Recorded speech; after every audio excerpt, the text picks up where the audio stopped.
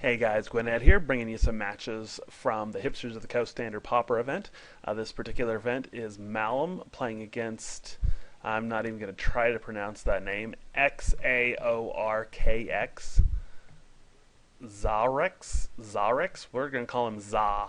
Okay, so Malum versus Za here. Malum won the dice roll. Presumably is going to choose to play first. He does indeed. And they both keep their openers, and we're off to the races. Malum drops an island. Opponent drops Guildgate. I'm guessing Malum here is playing the mono blue deck. Yeah, maybe Frostburn Weird could be something else, but certainly something that is sometimes played in the mono blue deck. This is probably my favorite creature right now in Standard Pauper. Just so flexible, really great on defense, has some nice offense options. So definitely warms my heart to see that. Malum's going to go and swing in here with it, see if he pumps. It does not pump, not surprisingly. Oh, and has not going to do anything with his mana. Not sure. There aren't a lot of blue-white decks in the format. Of course, I played against one last week that was pretty good. Let's see what Malum's going to do here. Does have a think twice. Could have been holding up Essence Scatter there. Would not have surprised me. Okay, so he has a Cloudfin Raptor, so he's definitely playing the mono blue list. So again, swing in with the Frostburn Weird. See if he's going to pump here. He does not.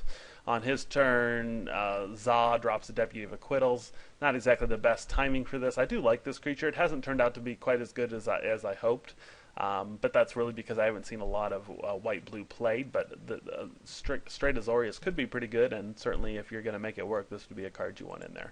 Obviously not the best in that situation, since it basically was just a 2/2 for 2 flash. Does have a Bonds of Faith, which is an interesting move there. Malum may eventually be able to use Think Twice, or I'm sorry, you'd be able to use Silent Departure on it, but in the meantime, making this a pretty beefy 4/4 is a nice little trick there. Go and swing in and drop Malum down to 16. Back on his turn, okay, so Malum did have the Silent Departure to go ahead and get a 2-for-1 off of his opponent there.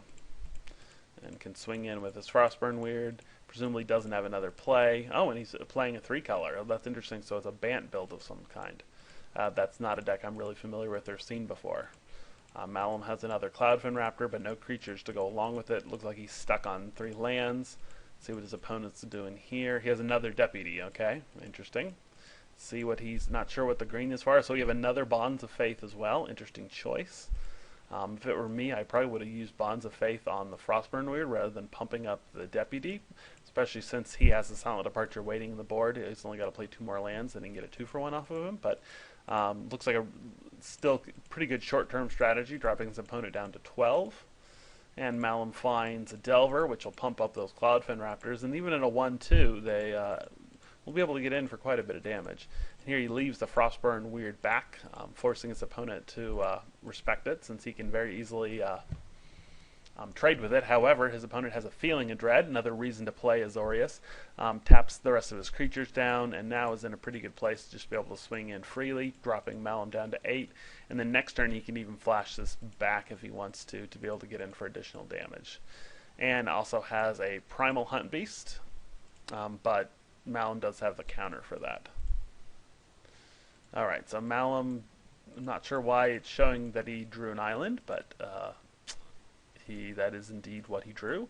And he's going to replay the Silent Departure now, which makes sense. And then he can go ahead and attack in for 4, dropping his opponent down to 10. Back on his turn, he is going to play another Primal Hunt Beast plus a Spectral Flight. Alright, so this really is kind of a Bant hexproof kind of build with couple interesting pieces to it, but so we'll see how that's going to work out for him. See if Malum gets the flip here. He does get the flip, revealing a Think Twice, and has a Stormbound Geist as well, pumping his Cloudfin Raptors up to 2/3s.